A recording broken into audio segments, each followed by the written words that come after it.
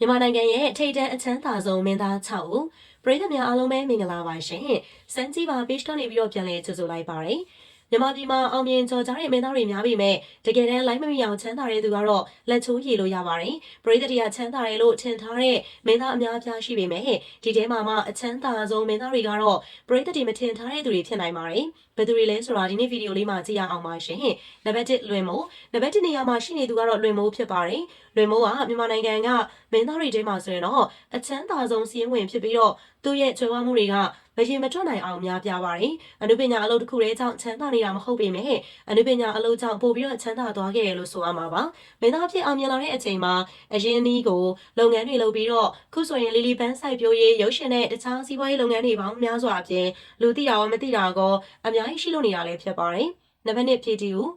မကြွားတတ်တဲ့ပြည်သူကတော့လွင်မိုးကိုအမိလိုက်နိုင်တဲ့ငွေအရာနဲ့ချမ်းသာတဲ့သူဖြစ်တယ်။အခုချိန်မှာတရုတ်ဆောင်လုပ်ကိုမလုပ်ဘဲနဲ့ထိုင်စားနေမယ်ဆိုရင်တော့မှထိုင်စားလို့ရတဲ့အထိငွေရှိတာဖြစ်ပါတယ်။စီးပွားရေးလုပ်ငန်းတွေလည်းလှုပ်ရှားတာဖြစ်ပြီးတော့ဘာလုပ်လဲဆိုတာကိုတော့ချပြခြင်းမရှိပါဘူး။တိုးဝက်ပြီးတော့နေထိုင်နေရတာကြိုက်တာဖြစ်တယ်လို့ပြည်သူကအင်ဂျင်နီယာပညာတတ်ဘွဲ့ရတစ်ယောက်လည်းဖြစ်ပါတယ်။ဒါအပြင်မြန်မာနိုင်ငံမှာအနုပညာကြီးအမြင့်ဆုံးမင်းသားအဖြစ်နေရာယူခဲ့တာမို့ဝင်ငွေကတော့ဝင်လာမစဲတသေးသေးကိုဖြစ်နေတာပါ။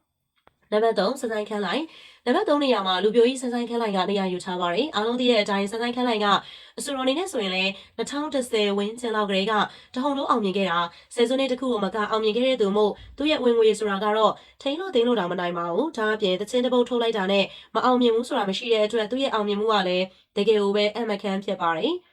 မင်းသားဖြစ်ကိုရိုင်းထုတ်လို့ရေးထောင်တော့လဲဝင်ငွေကတောက်လဲကိုဝင်တာဖြစ်ပါတယ်တခြားစီးပွားရေးလုပ်ငန်းတွေကလည်းအများကြီးမို့အချမ်းသာဆုံးစီးရင်ဝင်ဖြစ်လာပါတယ်နံပါတ်4နေတိုအများနံပါတ်1နေရာမှာလို့ထင်ထားတဲ့နေတိုကတော့နံပါတ်4နေရာမှာရှိနေတာဖြစ်ပါတယ်လက်ရှိမှာတော့နေတိုကအနုပညာကြီးအမြင့်ဆုံးဖြစ်နေတာမို့နောက်နှစ်အနေငယ်အတွင်းကျရင်တော့